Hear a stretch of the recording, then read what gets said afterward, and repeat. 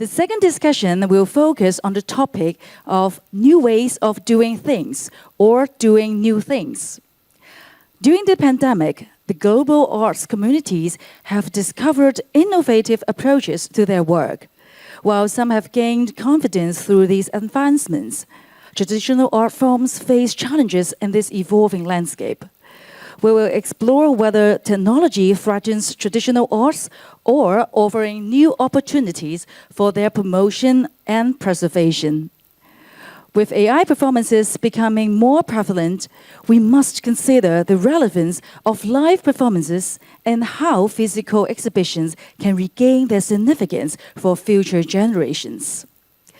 It is our honor to have Dr. CHOUNG Byoung Gug, Chairman of Arts Council Korea, as our first speaker to share his views on expanding the role of public arts agency, lowering the threshold of art creation and enjoyment in the era of technology.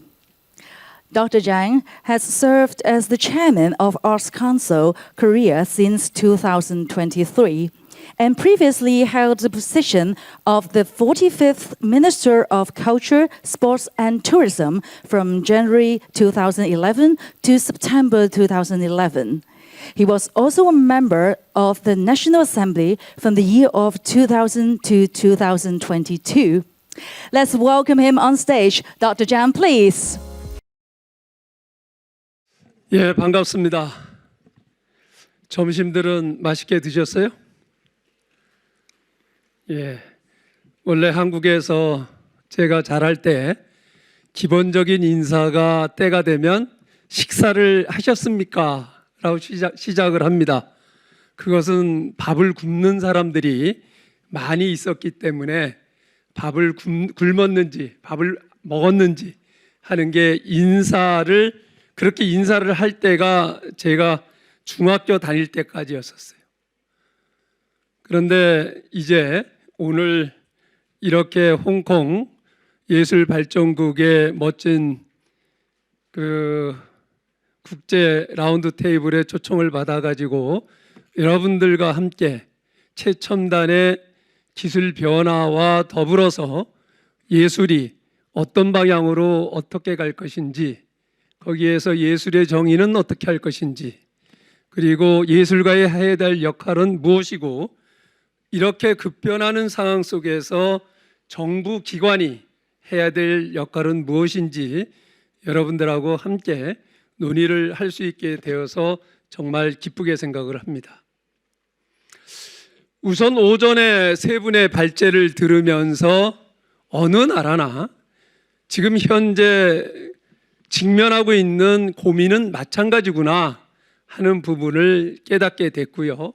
그래서 제가 오늘 준비했던 내용들을 대폭 수정을 해서 자세하게 설명드리기보다는 지금 이렇게 급변하는 우리 환경 변화에 대응을 해서 우리 문화예술계는 어떻게 대응을 해야 되는가, 한국 정부는 어떻게 여기에 대해서 대응을 하고 있는지 여러분들과 함께 논의를 할까 합니다.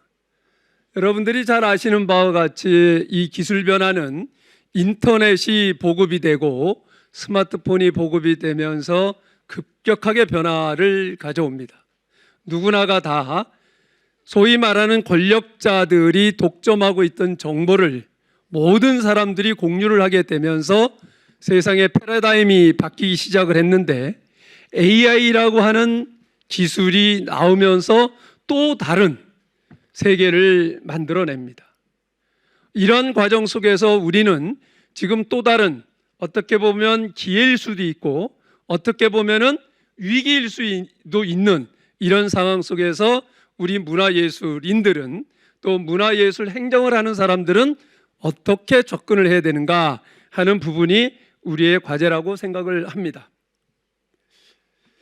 한국에서는 일찌감치 백남준이라고 하는 비디오 아트의 아버지라고 하는 분이 있었습니다.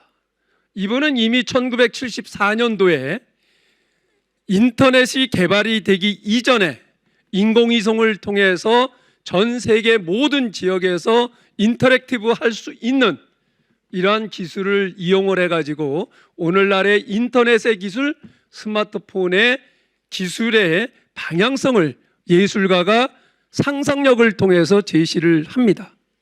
이렇게 함으로써 우리 백남준 선생은 매체의 전환과 확장이라고 하는 영역을 만들어냅니다. 이렇게 하면서 예술과 기술이 융합하는 것을 시작하게 만들어 줬고요. 아울러서 참여와 상호작용을 하게 하는, 일방적으로 지금까지는 창작자가 자기의 작품을 해서 제시함으로써 이 독자들이, 관객들이 볼 수 있게끔 했다라고 하면, 이제는 향유자가 같이 참여를 하면서 공동 작업을 하게 되는, 그렇게 되면서 이 창작의 영역을 모호하게 만들어 갑니다. 어떻게 보면은 디지털 아트의 시작이라고 할 수 있겠습니다. 그 다음에 이 인공위성을 통해서 했지만은 글로벌 커뮤니케이션이 가능하게 함으로써 오늘날 이 스마트폰, 이 인터넷, 이것이 일반화되면서 이제 예술이 교육과 표현의 하나의 수단으로서 활용이 되게 됩니다. 시간 관계상 제가 준비한 건 좀 이렇게 생략을 하고요. 이러한 과정 속에서 이제 우리에게는 이러한 기술 변화가 주는 여러 가지 의미들이 있어요. 긍정적인 측면도 있고 부정적인 측면도 있다라고 보여지는데, 긍정적인 측면들은 아마 오전에도 이제 많은 분들이 말씀을 하셨는데, 우선 창작의 영역이 무한 확장된다는 거죠. 그래서 이 AI라든가 인터넷이라든가 이런 새로운 도구들을 활용함으로써 창작자의 창작의 영역이 굉장히 넓어진다라고 하는 장점이 있습니다. 또 아울러서 향유자가 자기가 맞춤형의 감상을 할 수 있는, 그래서 짧은 시간 내에 효율적으로 볼 수 있는, 능동적으로 볼 수 있는 이러한 기회도 제공을 해주게 됩니다. 아울러서 좀 우리가 부정적인 측면, 어두운 측면이라고 할 수 있는 부분들은, 이러한 부분들을 우리 인류 모두가 다 같이 고르게 향유했으면 좋겠는데 지금 현실적인 그러지 못합니다. 같은 나라에서도 지역 간에 또는 세계에서 보면 나라 간에 정보 격차, 기술 격차가 이러한 부분들을 향유하지 못하거나 활용하지 못하는 이러한 불균형 현상이 일어나게 됩니다. 또 무단 복사에 따른 저작권 문제가 야기가 되기도 하고요. 또 기술 오용으로 인해 가지고 예술 작품의 진실성, 신뢰성의 훼손의 우려를 가져오기도 합니다. 이런 AI의 한계, 이런 부분들을 우리는 어떻게 극복을 해야 되는가 하는 부분에 대해서 저희 한국문화예술위원회가 지금 하고 있는 여러 가지 정책적인 방향에 대해서 여러분들에게 같이 공유를 하고자 합니다. 한국문화예술위원회는 1973년도에 설립이 됐어요. 1973년도 대한민국 1인당 국민소득은 321불이었습니다. 먹는 것 자체가 해결이 안 됐던 시절입니다. 세계 각국의 선진국들의 원조가 없이는 살아갈 수 없었던 그런 시대에 문화예술을 진흥하겠다라고 해서 우리 선배 세대는 문화예술진흥법을 만들고 또 문화예술진흥위원회를 만들고 그리고 문화예술진흥기금을 걷기 시작합니다. 이게 오늘날 대한민국의 문화예술을 지금 이 수준까지 끌어올릴 수 있는 계기가 됐다라고 생각을 합니다. 이 과정에 많은 시행착오와 우여곡절이 있었습니다. 군사 독재 정권 하에서는 이 문화예술이 독재 정권을 강화하는 수단으로 이용됐던 적도 있었고요. 또 이러한 문화예술을 통해서 여러 가지 부작용들을 낳게 됐는데 그럴 때마다 예산 당국에서는 인풋이 있으면 아웃풋이 있어야 될 것 아니냐 하는 얘기를 합니다. 그러면서 긴축 재정을 할 때마다 제일 먼저 깎는 것이 문화예술이었습니다. 이건 아마 모든 나라가 마찬가지일 텐데요. 그럼에도 불구하고 계속 끊임없이 문화예술계의 노력, 또 뜻 있는 사람들의 노력에 의해서 지켜졌고 여기까지 왔다라고 생각을 합니다. 이렇게 투자한 결과가 오늘날 우리 대한민국 수출에 있어서 5대 전략 산업 중에 하나가 바로 문화 콘텐츠 산업입니다. 문화 콘텐츠 산업을 통해서 해외에 수출하는 1년에 수출하는 액수가 무려 158억 불이 됩니다.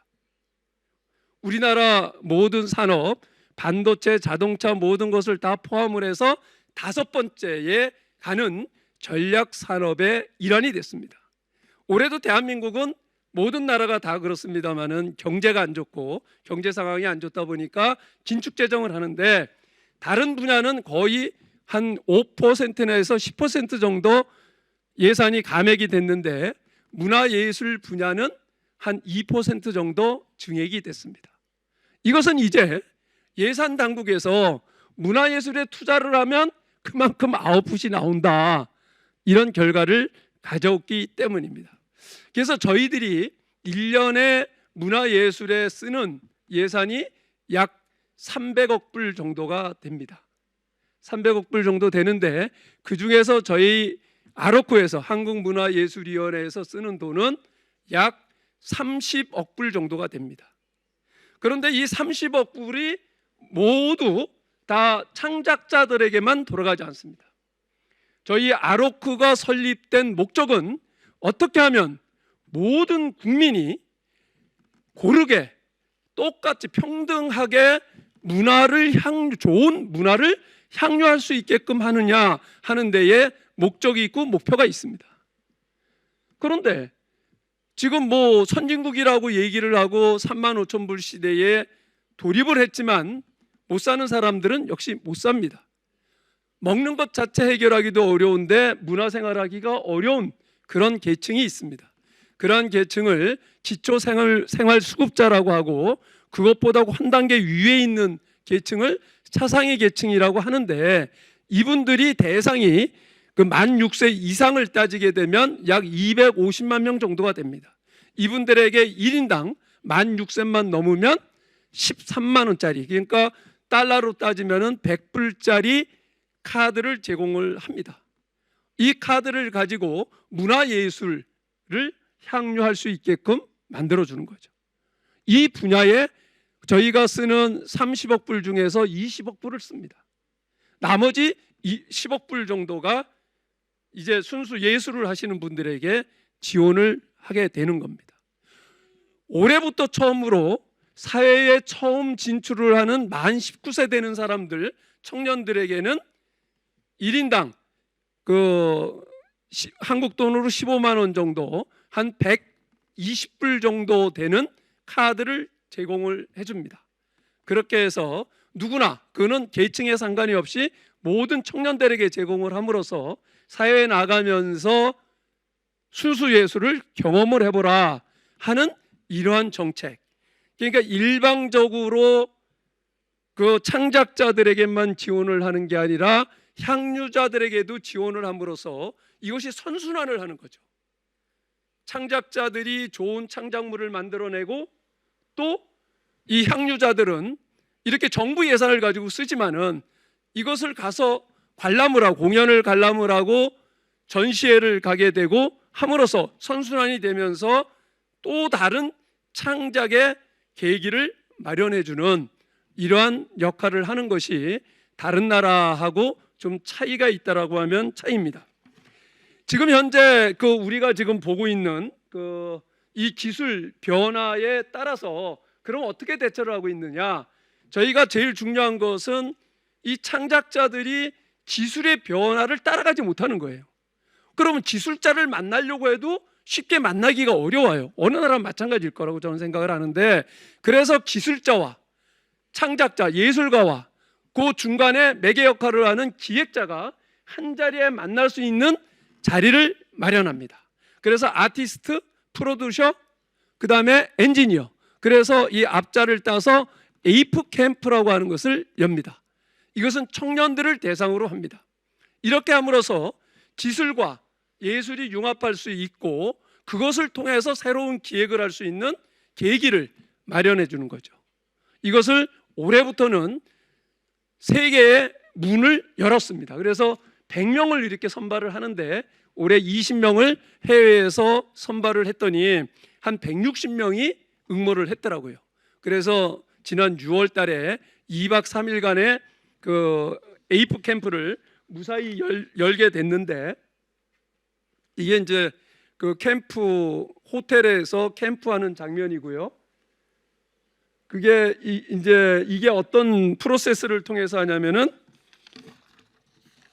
그 예술 기획자하고 예술가하고 그것을 그 또 세계의 유수한 이러한 전문 기관하고 네트워킹을 하는 그런 계기의 장으로 만들게 되는데, 이것을 그 순서대로 단계적으로 좀 설명을 해드리면은 처음에 첫 번째 스텝은 첫날은 그 세계 각국의 이러한 예술과 기술, 아트 앤 테크 쪽의 선도적인 기업이나 그러한 단체들의 유명한 사람들을, 셀럽들을 모셔옵니다. 그래서 첫날은 이분들과 함께 국제 컨퍼런스를 통해서 일반인들도 참여를 하게 하고요. 캠프에 참여하는 사람들은 당연히 참여를 하게 하고요. 그 다음에는 이분들이 그 다음에 강연이 끝난다면은 멘토가 되는 거죠. 그렇게 해서 2박 3일을 선발된 그 청년들과 함께 합숙을 합니다.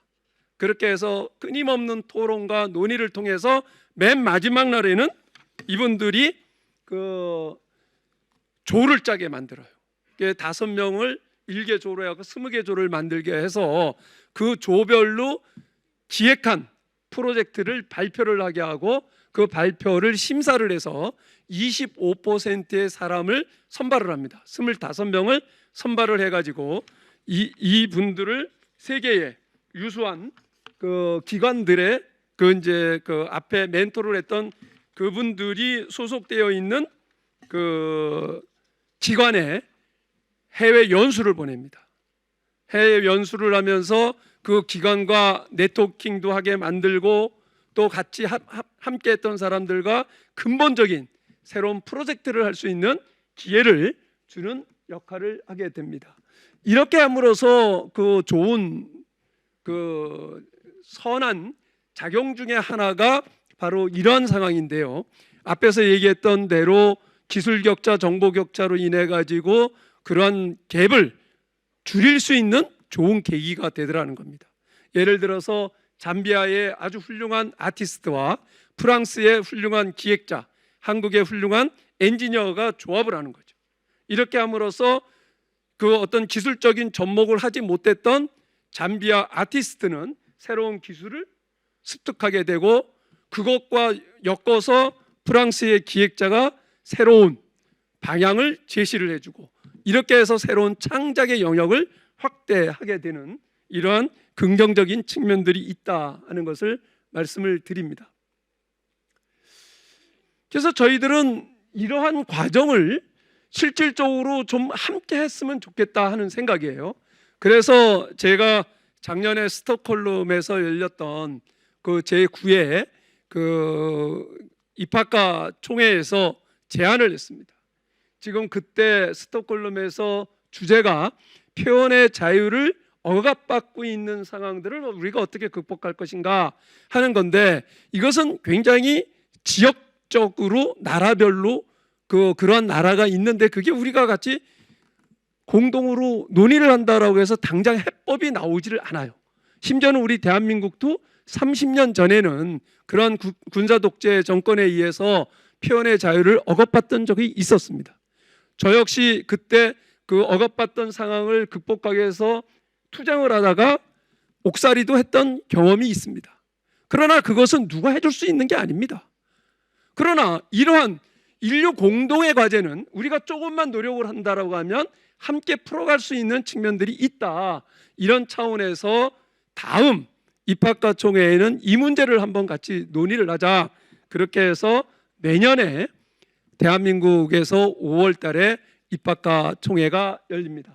입학과 총회에서 이러한 문제들을 좀 더 구체화해서 오늘 오전에 논의하면서 나왔던 여러 가지 문제점들, 그리고 앞으로도 계속 많은 발제자분들께서 제기해 줄 이런 문제점들을 공동의 과제로 함께 풀어갈 수 있는 계기가 됐으면 좋겠다. 그리고 함께 공유하고 함께 이런 우리에게 닥친 기회의 지평은 더 넓혀가고, 이런 부정적인 측면들은 하나하나 함께 풀어갈 수 있는 그러한 이 국제 리더십 라운드 테이블이 되기를 기대하고, 또 내년 입학과 총회가 되기를 기대하면서 저의 발제를 마칠까 합니다. 감사합니다. Thank you, Dr. Jiang. Your perspectives on fostering accessibility in the arts during this technological age are invaluable. Thank you so much for your sharing. Now, moving on swiftly, we would like to introduce Ms. Julie DIPHOFA, Chief Executive Officer of National Arts Council of South Africa, to introduce new ways of doing things or doing new things in the arts and culture fraternity. Having served the National Arts Council of South Africa for over 20 years, she became the Chief Executive Officer at the Council in 2023.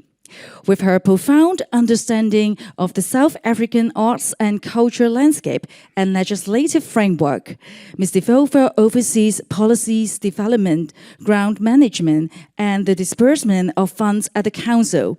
Let's welcome Ms. DIPHOFA. Good afternoon, ladies and gentlemen. I hope you're not falling asleep after such a wonderful lunch that we've had.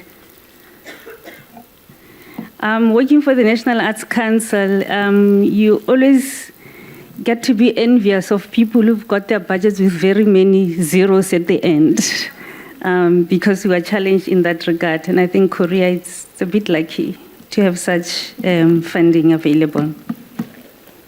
Well, my presentation will cover new ways of doing things or doing new things in the arts and culture fraternity, looking at the journey through innovation and creativity. There we go. My presentation outline will cover evolution of art, new ways of doing things, technology in the arts, doing new things, interactive arts, intersection of the old and the new, reviving folk art through modern platforms, looking at potential threats to the arts scene, submission of traditional arts versus exploration of opportunities. We're also going to be looking at artistic innovation, performances and holograms, potential impact on the appeal of live performances, trying to balance tradition and technology in the future of the arts. And I'll just make one small concluding remark. Well, exploring the theme, new ways of doing things or doing new things, here's a central question. And it's quite important, in the arts and culture sector, because creativity, innovation, and progress are at the core of artistic endeavors. In our ever-changing landscape of art, art reflects various epochs, various eras. For example, we started off with having cave paintings, and now we're in the age of digital masterpieces. The challenge posed by technological advancements and globalization makes us ponder. Should we focus on new ways of doing things, or should we embrace new things entirely? New ways of doing things, reinventing tradition. This approach is rooted in the belief that while the foundational aspects of art remain constant, the methods and tools we use can, or should they evolve, or they should evolve. This is looking at reimagining existing art forms, reimagining techniques and traditions that are being used. For example, in the visual arts, the use of technology, digital painting, and 3D modeling.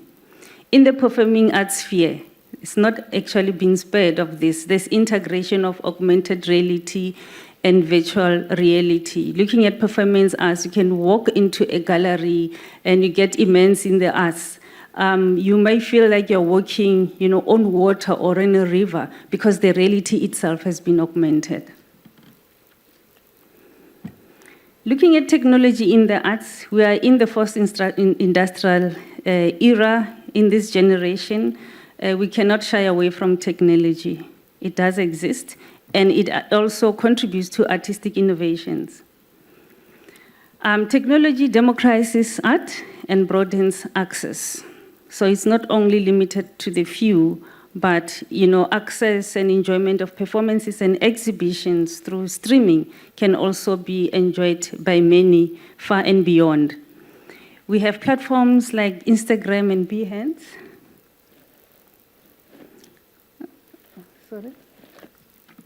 Which actually create global influencers. People get to be known, they create content, they become well-known and famous, and as such, they influence the culture. There is artistic innovation and machine learnings where data can be interpreted, and it can also make interpretations. And it has a role to play in the creative production. Doing new things. We have this artist, Yayoi Kusama, a Japanese artist, very well known. She's 95 years old, and embracing new novelties. She's actually been called the Princess of Dots because of the artworks that she creates, her performance art, her visual arts. It's quite popular and very interactive. When you're in that exhibition space, you really get absorbed and immersed into the real artwork. There's also new music genres that have come by. Electronic dance music, that's quite popular in nightclubs these days. So the use of technology has become very important and very crucial in creating new sound. There's also another example is digital art revolution and the non-fungible tokens, which often people use to buy and invest in artworks instead of really just using hard cash, because in that way you actually make the artwork more unique. The interactive art that we're experiencing these days, very immersive, as I have mentioned, and it tends to blur the lines between the observer and participant, even though you're not the creator of the artwork. But once you are in that space, you become not an observer, but a participant, because you get immersed. You get to these exhibitions where you put your phone, you scan the QR, and a new world just pops up in front of you. The new artwork generates sound, generates emotion, creates, new atmosphere, and it becomes so interesting, very, very enjoyable and very intriguing. And that's where we are at the moment. There are actually even really transformative art environments, and this is a new way of engaging audiences in these immersive art forms. So you're not really just seeing a physical piece, but you get involved in one way or the other through technology. There is, of course, the intersection of the new and the old. I have a picture here of Dr. Ralph Boland from South Africa, who actually worked with Zimbabwean artists who were doing wire sculptures, but as a technologist and engineer, he actually came up with sort of machinery to put, or tools to put into the artwork, the sculpture itself, and it comes to life. And very importantly is that he was based in Cape Town and the artists were based in Harare, but they were able to work together through technology without being in one physical space. So there's a dynamic blend of new methods and traditional art forms, like the example that I've already given you. And this revives really traditional crafts through modern designs and technologies. And it is a way of really revitalizing cultural heritage through these contemporary techniques.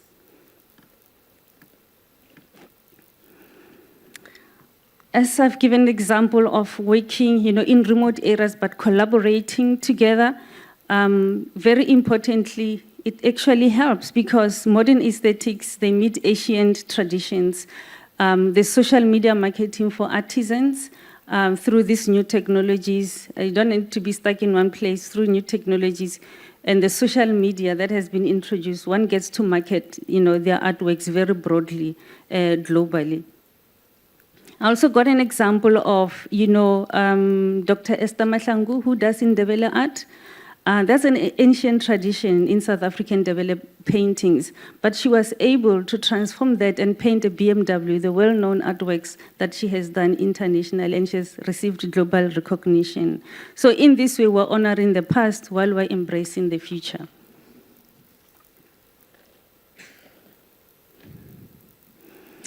Well, there is another matter to look at, potential threat to traditional arts. Artists practicing traditional forms like classical music, painting, and other live theater forms may feel threatened, by the dominance of technology in the arts. There's also a fear that traditional methods may be devalued or seen as outdated in the face of highly interactive and digital art forms. There's also submersion of traditional arts versus exploration of opportunities. Let's look at the impact of technology on traditional arts. Technology could submerge traditional arts, making them less visible or relevant to the younger, tech-savvy audiences, as we know that even children as young as 2 years old are already using technological gadgets. They've become tech-savvy and they're more even inclined and attracted as an audience to tech-savvy artworks. The digital platforms and interactive media often overshadows manual techniques or live performances. Rather than seeing technology as a threat, it can be used to promote and disseminate traditional art forms to a broader and global audiences, as we have seen through social media as well. Virtual exhibitions already taking place, whether in the field of visual arts or literature, digital archives, and other augmented reality could help actually preserve and popularize traditional art forms. Technology could also be used as a tool to pass on traditional practices to future generations, ensuring that there is continuity and knowledge and transfer of knowledge of such art forms.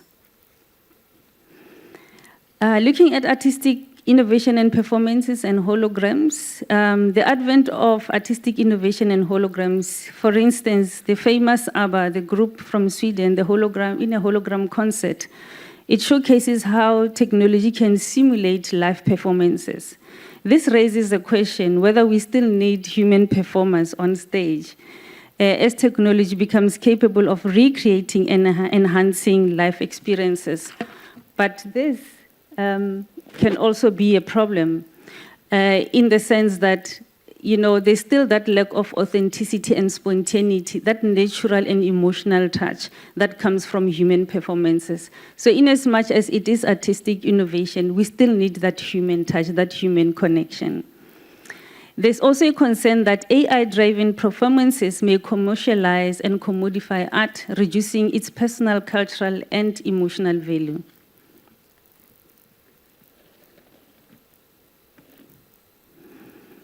Balancing tradition and technology in the future of arts, there are opportunities for synergy. Rather than positioning technology and traditional arts as opposing forces, the two can complement each other, allowing for a balance between innovation and preservation. Live performances and physical exhibition can incorporate technology to enhance accessibility.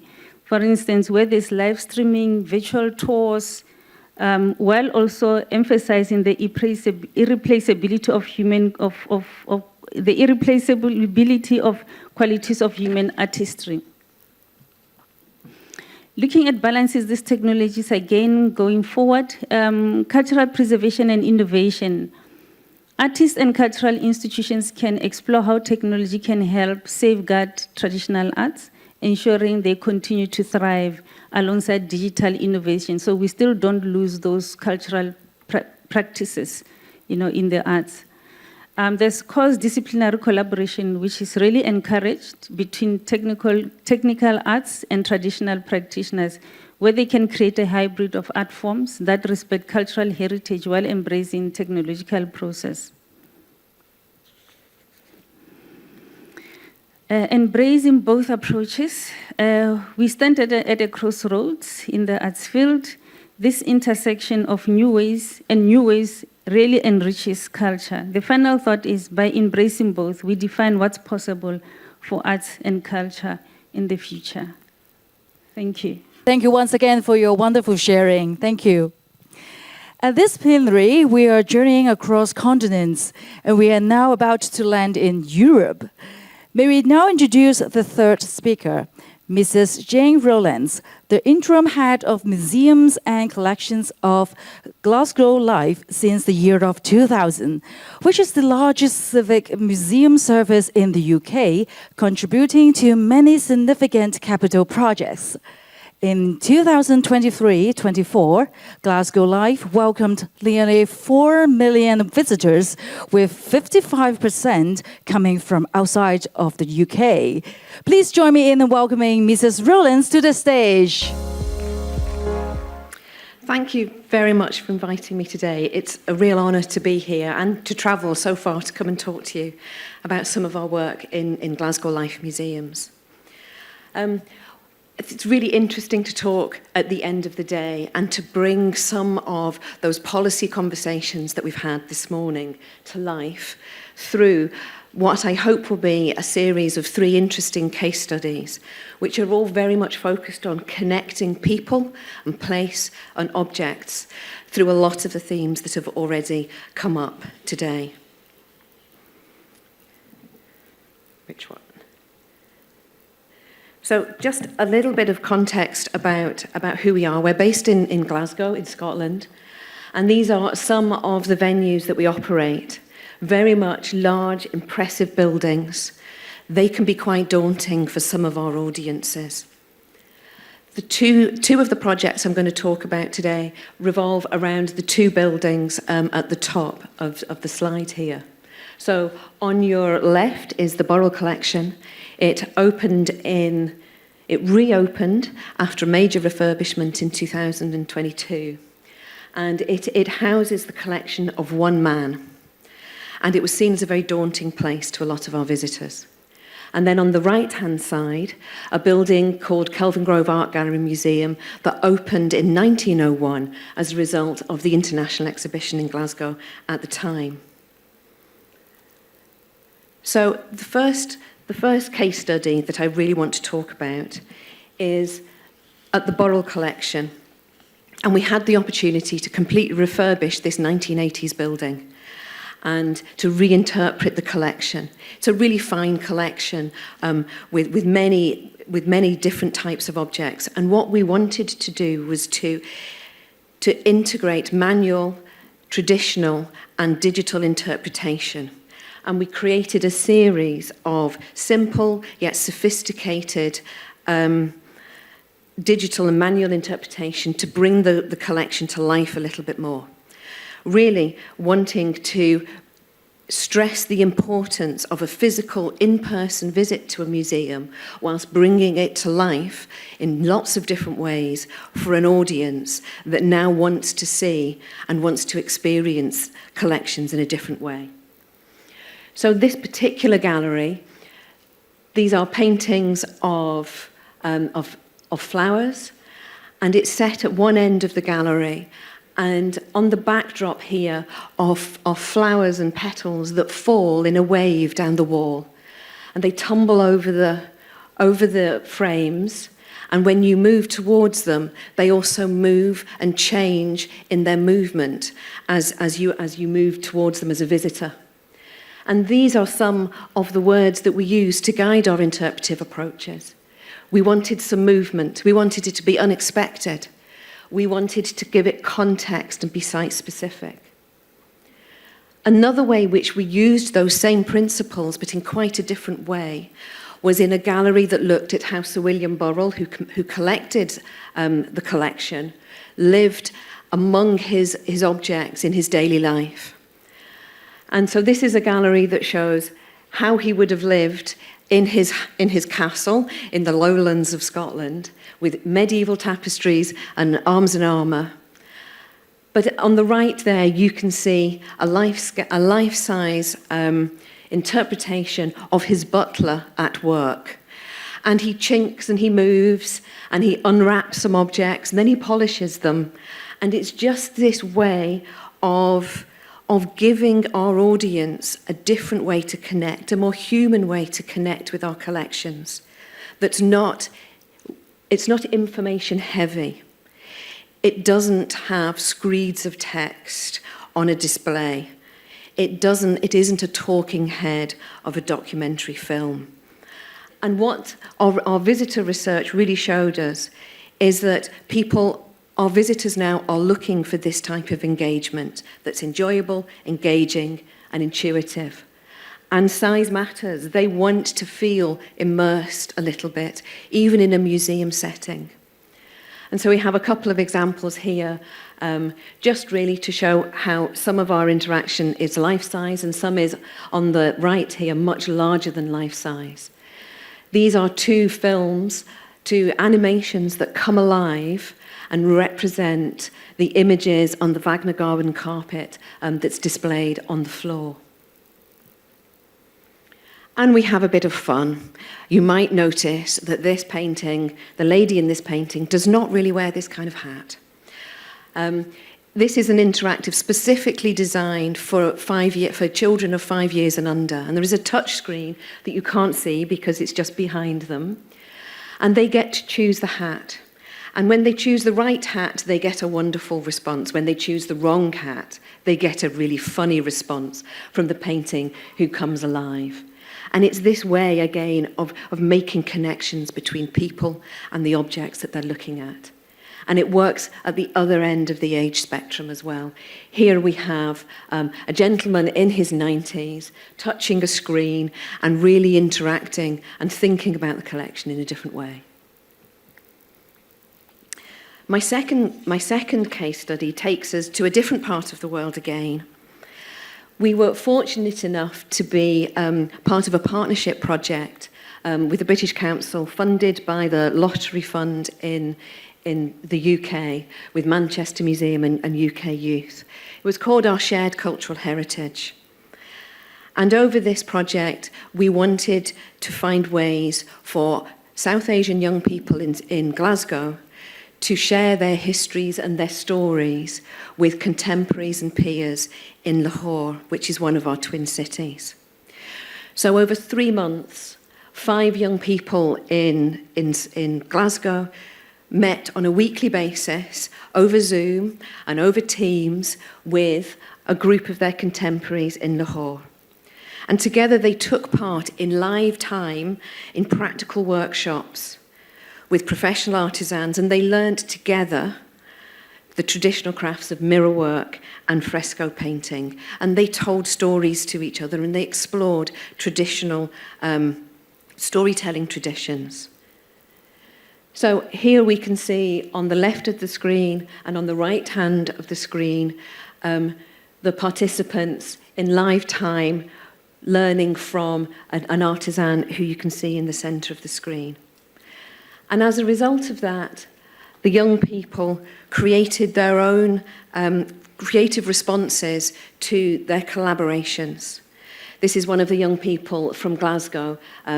She created this wonderful fresco, which in her mind fused her understanding of her Glaswegian and her Pakistani heritage and traditions. But other of our young people created poetry or film or prose. And then we had sharing events in both Kelvin Grove and the Burrell collection, and also in Lahore.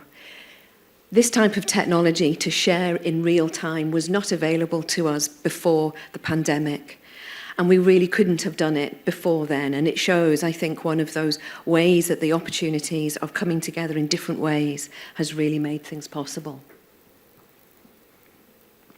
And then the final project I would just want to talk about is, and we've talked about young people today, and how do we interact with our teenagers and our young adults. They're sometimes a really disengaged group.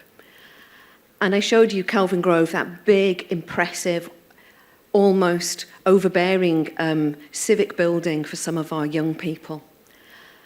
And so with external funding over a couple of years, we co-curated and co-designed with a group of young people who were completely disengaged with the education system, a space that meant they could come into the building on their own terms and explore it on their own terms. So they designed this headquarters building themselves.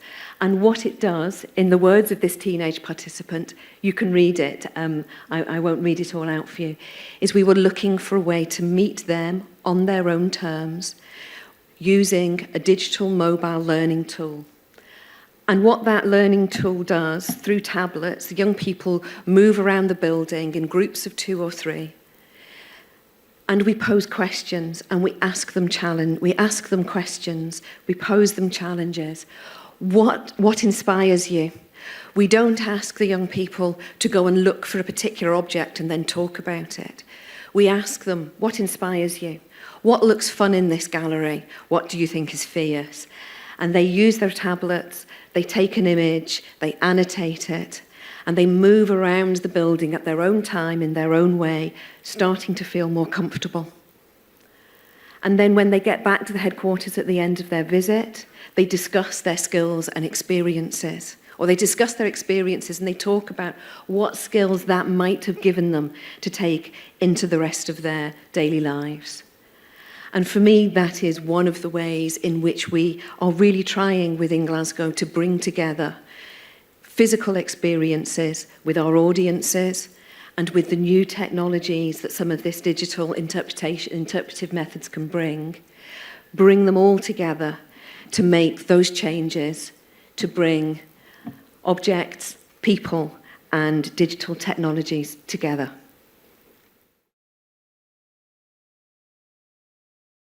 Thank you so much. It gives me enormous pleasure to be here. And it's one of the things about, especially with pandemic, things continuing. So I was involved in some of the early editions of this roundtable, and I'm thrilled to be back here. Thrilled also this afternoon to have heard three such wonderful presentations. I'm sure the audiences will have more questions later, and I'm sure that your brains are revolving at miles a minute. One of the things that I picked up as a unifying, I know the theme is doing things new in a new way or doing new things, but in that context, one of the things that I picked up from your three presentations is the notion of agency. From Dr. Chang, it was agency for everyone. So now we all have access, not only artists, so we all have tools and we can get there. From the other presentations, agency from participants, from Julie, if I may, that you don't just passively react to the art, but you're immersed in it, and you can choose. You have choices. You can do things in it. So you're participating, and from Julie equally, agency is a large part of how we consume, in quotes, the arts, how we experience the arts. So this seems to be something that technology has given to us. First of all, I'd like to throw that to the three of you to say whether you think this is an important part of what is happening now with the new technology, and then to push this a little bit to see what is the relationship between artists, curators, and the audience or the spectators who come to experience the artwork. What is the dynamic as you see it? How do you see that develop? Should we go reverse order? Julie, if you're, sorry, Jane, if you're ready. Yes. Is that on? Yes. I think for me, and maybe it's evident in my presentation, the giving more agency to our audiences is a really important aspect of what we want to do. I think we're very aware that while we hold, as a curatorial team, some of the information about collections, we don't hold all of it. And it's really important to hear from other people with lived experiences what their responses to collections are, what they want to learn from it, and what their connections with our collections are. A lot of what we do is based in museum and heritage collections rather than living artists. But I think that dynamic remains, that between our audience, our curators, and looking back to the artisans of the past who've made our collections, how can we see ourselves reflected as viewers, as participants, and as human beings that just experience wonderful artworks wherever they've come from. Thank you. Thank you for the question. Access is very important. We know that when creators create work, it's really to be consumed. It's really for the market. It's really for the audience. So that sort of engagement, it's quite prominent and it's very important. So what we really are seeing is that the artists, the consumer, or the audience seem to be interrelated. The artist creates something that they really would like an audience to experience, whether in a way that they perceive for the audience or in a very different way. They have the agency to actually, audience have an agency to interpret their work or the experience, according to how they are enjoying the artwork or the environment where the art is really created. There is, of course, a strong dynamism between the creator, the curator, and the consumer, being the audience. And in this new era, it's really quite important to see a synergy or a connection, because the artist really is creating something, is hoping that the curator will actually admire, like it, and want to put it as part of the collection for future generations or for immediate audiences. And in this way, that's where you actually see the dynamism happening. Thank you. And 예. 앞에서도 제가 말씀을 드렸지만은 급격한 기술 변화는 우리를 당혹하게 만드는 측면들이 없지 않아 있어요. 그러나 우리가 지난 코로나 언태맥 시대를 겪으면서 이 기술이 우리에게 이 언태맥 시대를 어떻게 극복하게 만들었는가 하는 부분을 되새겨 볼 필요성이 있다고 봐요. 제가 여기에 오기 전에는 정치를 했는데요. 국회의원을 했는데 국회에서 4차 산업특위 위원장을 했어요. 그러면서 이 기술 변화에 따른 환경 또 제도를 어떻게 거기에 적절하게 맞춰서 만들어 갈 것인가 이런 고민을 했는데요. 이 기술 변화는 인류 역사가 시작된 이래 지속적으로 변화되어 왔던 거죠. 우리 인류는 거기에 적응을 한 거고요. 그렇기 때문에 여기에서 굳이 이게 예술의 영역이다 아니다 이걸 구분하기보다는 그 변화에 어떻게 질서를 지속 가능하게 만들어 갈 것인가 하는 고민을 해야 되는 거라고 저는 생각을 합니다. 코로나가 있어서 언태믹 시대가 오지 않았더라고 하면 우리가 지고 있는 이런 여러 가지 줌 회의라든가 재택근무라든가 여러 가지 이 기술을 도구화해 가지고 활용할 수 있는 국면들이 아마 엄청나게 늦춰졌을 거예요. 그런데 언태믹 시대가 되니까 어쩔 수 없이 그것을 습득해서라도 당장 내 활용을 해야 되니까 엄청나게 당겨진 거죠. 제가 4차 산업혁명 시대 특위위원장을 하면서 이게 실용화되는데 얼마나 걸릴까? 전문가들하고 엄청나게 많은 토론을 했어요. 최소한 2년은 걸릴 겁니다. 그런데 이게 단 몇 개월 만에 땡겨지더라고요. 이게 이제 인간은 적응의 동물이라고 하잖아요. 그러니까 필요하면 하는 겁니다. 그렇기 때문에 지금 이러한 측면들은 무궁무진하게 지금 그 예술가들이 창작해놓은 창작을 하는 과정에서도 엄청난 지평이 넓어지겠지만 향유자들이 그것을 향유하는 데에도 엄청나게 이게 도구로서 활용이 될 거다. 다만 그러는 과정에서 창작자의 권리를 우리가 어디까지 지켜줘야 되고 소유권은 어디서부터 어디까지인지 뭐 이런 부분들을 규율하는 원칙을 만들어야 된다는 거죠. 이게 늘상 보면은 기술의 발달은 100마일로 가고 있는데 정치는 3마일로 가고 법은 1마일로 간다 이런 얘기가 있지 않습니까? 그런데 그것을 맞춰주는 것이 저는 이제 정부 기구의 기관의 한 사람으로서 그런 역할을 해야 되는 것이 우리가 해야 될 역할이다 이렇게 생각을 합니다. Thank you. I think those are very important points. I think the relationship with, in the session this morning, we heard there's no artists without audiences. So the whole relationship between the artists and the creators and the people who enjoy it. This technology has a way of maybe changing that relationship. But Dr. Choung also has highlighted the many issues that need to be addressed.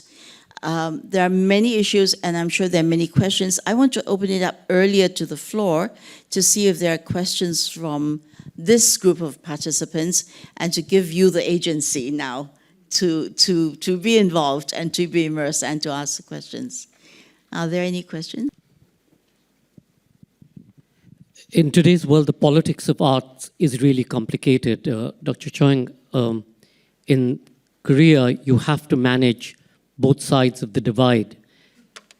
Given the money that you have for the arts, how do you do that? How do you provide enough artistic input to value, say, democratic traditions? Similarly, Julie, we worked in South Africa a lot for many years. In many of the slum development places, like Alexandria or the Cape Flats or Soweto, what is today the new way of being able to deal with these disenfranchised communities where violence is predominant? Because when we looked at the whole program at Newtown to create the arts district with Stephen Sachs, that was one of the key areas of our work, of how do you change that and make that a new development which worked. And similarly, Jane, in Glasgow, with diverse minority communities in and around Tramway, where so much work has been done, how do you all bring those kinds of people into your spaces? Thank you, Sanjay. Should we take those in the order in which they were asked? 예. 한국 정치 현실을 좀 아시는 것 같아요. 한국에서 모든 분야에서 가장 뒤처진 분야가 정치라고 얘기를 합니다. 지금 한국 정치 현실을 보면 발달된 기술을 정치 도구화하는 거예요. 그렇게 해서 그거를 예술과 또 결부를 시키면은 일시적으로는 이 국민들의 눈을 속일 수도 있잖아요. 그래서 지금 한국 정치는 양극단화되어 있습니다. 그래서 여당과 야당, 진보당과 보수당 이렇게 해서 양극단으로 가고 있는데 이게 어떤 가치 지향적인 것이라기보다는 어떤 정치 인물을 중심으로 해서 극단화되고 있는 거예요. 그래서 제가 얘기를 하기를 이거는 패거리 정치다. 정당 정치가 아니다. 저는 이런 규정을 하는데요. 그렇지만 이것이 그냥 기술 발달을 악용했기 때문만 그렇다 이렇게 보지 않아요. 이 대한민국의 지금 현재의 헌법이 1987년도에 이 개헌이 된 거예요. 그 이전까지는 독재 정권이었고 그 이후에는 민주화된 정권이었는데 오랫동안 군사 독재 정권 하에서 장기 집권하고 폭력적인 정권의 트라우마 때문에 임기를 5년 단임으로 해놓은 대통령제를 선택을 했던 거예요. 그런데 지금 87년 이후에 엄청난 많은 시간이 흘렀고 지금 4차 산업혁명 시대에 살고 있는데 아날로그 시대의 그 제도를 가지고 우리가 쓰고 있는 거예요. 안 맞는 거죠. 안 맞다 보니까 그래서 이러한 부분도 정치도 역시 마찬가지로 예술에 있어서 기술과 예술이 융합함으로써 일어날 수 있는 여러 가지 문제점들을 빨리빨리 그 정치권에서 제도화 시켜줘야 되는데 그걸 하지 못하고 패거리 싸움을 하다 보니까 그런 거에 안중에도 없어요. 그 원인은 기술 변화를 악용했기 때문이라기보다 이 시대의 변화의 트렌드에 맞는 제도 개혁을 하지 못했기 때문에 일어났다. 전 그렇게 봅니다.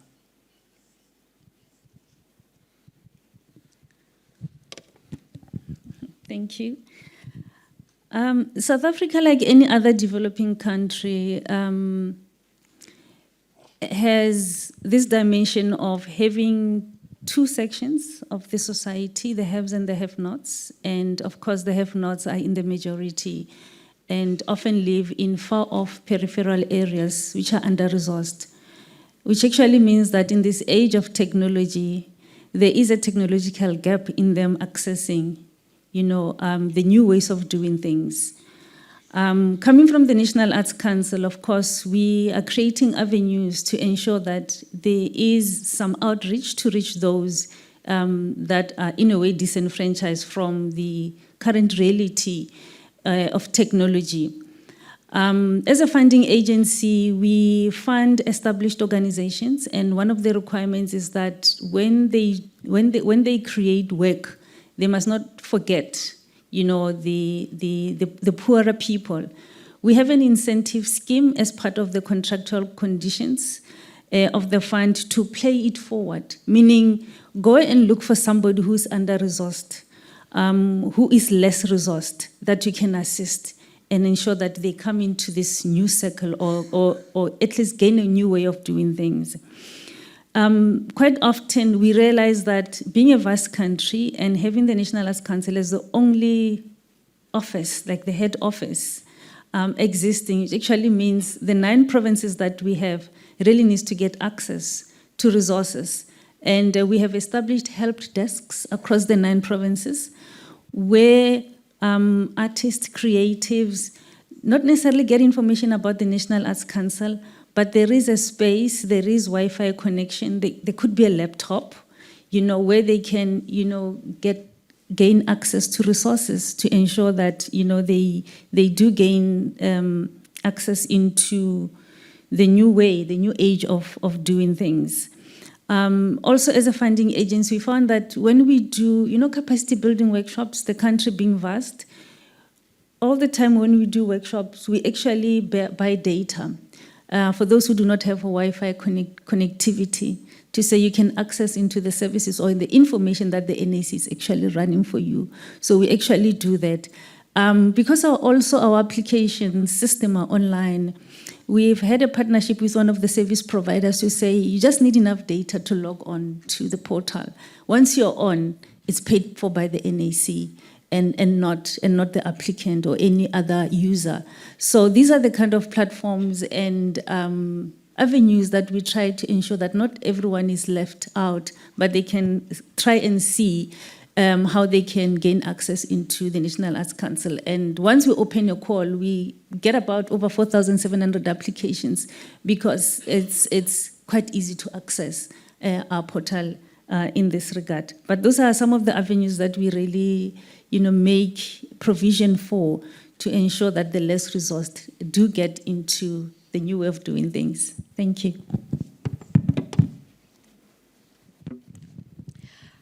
I'll try and remember the question. I think it was how we're bringing diverse audience into our spaces, given that we have such a wide demographic in Glasgow. I think one of the first things that we have done as a museum team is we have reflected on the fact that we are a majority white workforce, and so we need to make time and effort to find our networks and to go and meet people where they want to be met and to build trust in those relationships, because we realise that museum going is not the natural pastime. It's not the natural activity for a lot of people that we want to connect with. That means if when we connect with them, we are truly representing the city. So we find the networks that we can. We listen to people, maybe not in our museum spaces, but in their spaces. We hear them and we try to respond initially with some programming that is of interest to them. That might be talking about food and drink and nothing to do with museum collections at all, but it's finding those connections that mean that we can build those trusted relationships. And then once we've done that and spent the time and effort building that relationship with an openness, then we can talk more easily about the collections that we have and what those cultural connections are, and how we can program something in the buildings that has meaning and resonance for them, so they see themselves represented in our museums, and then their children will come and see themselves represented. And hopefully we begin that loop that has been quite a bit of the discussion today about that virtuous circle of we begin, we make some steps, and then it starts to fulfill. Would anybody on the panel like to respond to anything else that has been that any other panelists has said for the time being? To add to it? No. If not, I'm going to see if there are any other interventions from the audience, from the other wonderful people in this room. Thanks for great sharing. This is Angel, art lawyer from Shanghai. I have a question to seek the opinions from the panelists. How do you think the effective way in your organization to help the sustainability of your institution and the best sharing, maybe one case to share with us? I mean, commercially and also the philanthropy point of view to invite more audience to participate in. Thank you very much. So the question is about sustainability and engagement, I guess, getting audiences. So, 예, 저희 나라에서 며칠 전에 한강이라고 하는 작가가 노벨 문학상을 받았어요. 근데 그동안 많은 작가들이 후보까지는 많이 올라갔는데 박상 받은 것은 이번이 처음이거든요. 그런데 이 한강 작가가 우리 한국문화예술위원회의 지원 시스템의 단계적 지원을 받은 사람이에요. 대학생일 때 예비 예술인으로서의 지원을 받아서 해외 레지던시 사업으로 대학에서 3개월 동안 있다 오셨고, 또 그 다음에 청년 도약 사업이라고 해서 또 지원을 받았고, 그 다음에 한강 작가가 쓴 작품들을 끊임없이 문예지에 이제 등단할 수 있게끔 지원을 해드렸고요. 그 뒤에 이런 부분들이 인정을 받으면서 해외로 진출할 수 있도록 했고, 두 번째 해외 레지던시 아웃바운드 레지던시 사업을 나갔던 거예요. 그것이 거기에서 그동안 한국 작가들이 번번이 실패를 했던 가장 큰 요인 중에 하나가 번역이었었는데, 제가 2011년도에 문화체육관광부 장관을 하면서 번역원을 만들었고, 또 이 한강 작가가 두 번째 레지던시 사업을 나가서 거기에서 번역하는 사람을 만나가지고 그분하고 콤비를 이루면서 이러한 큰 성과를 냈던 겁니다. 그 이전에 많은 사람들이 지원한 효과가 과연 있는가 없는가 이런 부분에 대해서 회의를 많이 했는데, 아마 이 한강 작가가 이번에 쾌거를 이뤄냄으로 인해 가지고 한국 내에서 한국문화예술위원회의 지원 시스템에 대해서 의혹을 갖고 있던 사람들에게 한 방울 먹였다, 이렇게 생각을 합니다. Thank you. So addressing very specific needs for very specific purposes. I think we're running short on time, but let's finish this round. Okay, thank you. I'll try to be as precise as I can. Sustainability, very important, Angel.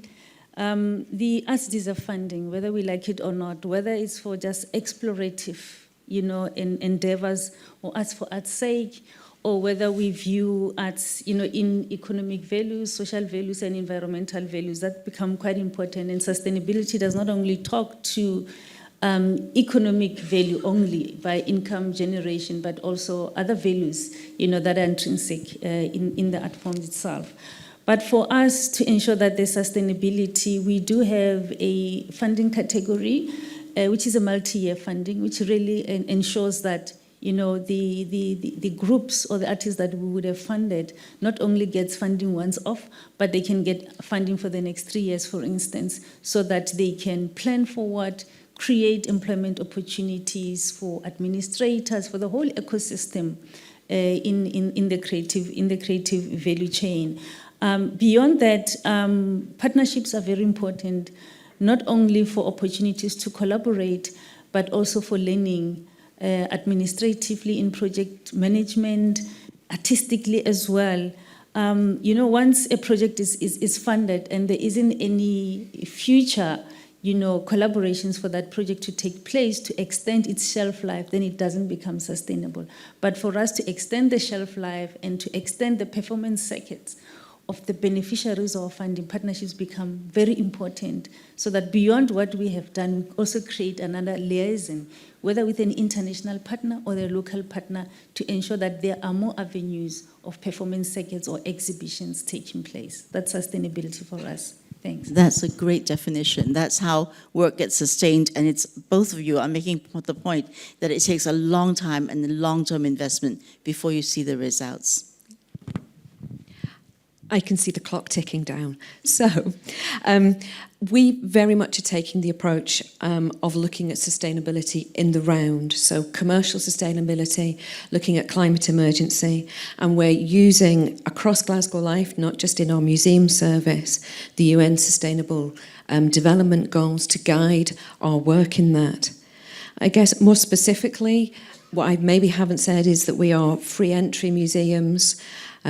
We have ticketed special exhibitions, and what we're really trying to do therefore is to use our buildings to generate other types of income, whether that is venue hire or through specific travel trade products.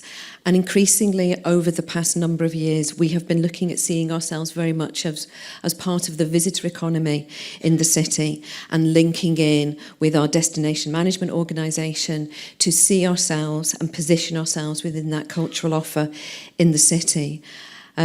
We rely on external funding, we rely on philanthropy, like many of you will. And increasingly we have been talking about what our economic value is to the city, to demonstrate how we can maintain not just our own sustainability, but that of the sustainability of the economy within the whole city. Thank you so much. There are points to pick up out of this discussion, points to be picked up from this morning's discussion, and I'm sure there will be more for tomorrow's discussion. For now, we're out of time, so can you please join me in thanking our wonderful panelists?